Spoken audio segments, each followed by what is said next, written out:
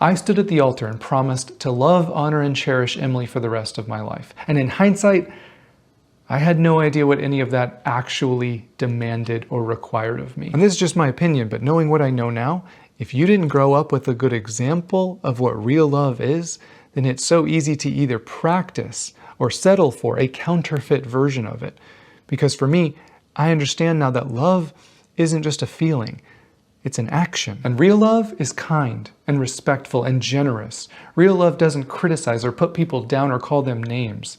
Real love listens before interrupting or getting defensive. Real love understands that words have the power of life or death in our relationships, don't they? And don't mishear me, real love isn't perfect. You're gonna mess up. You're gonna unintentionally hurt or neglect your partner. But real love is humble enough to admit when we've messed up or hurt someone we love. Real love takes accountability and apologizes and changes, because the best apology is changed behavior. And arrogance or pride or selfishness will never let you do any of that. And speaking of humility, real love is able to admit, maybe I don't know everything. Real love is open to learning about how our traumas and fears and insecurities can sabotage real love in our relationships. Real love is sacrificial in nature. Real love prioritizes, not perfectly, but consistently.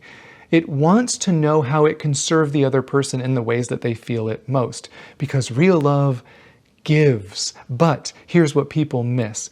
We have to learn to love ourselves well before we can love others well. Because when you don't truly love yourself, when you don't fully believe that you're worthy of kindness and respect, when you're harsh with yourself, or when you bury your own feelings and needs, you will tolerate that same behavior coming from someone else, won't you? That doesn't mean you deserve any of that neglect or disrespect or abuse. It simply means in most cases, you weren't taught what real love was supposed to look like or feel like, were you? Because yes, real love gives and sacrifices and serves, but real love also knows that you can't love someone out of their toxic nature. You can't serve someone out of their self-centeredness, can you?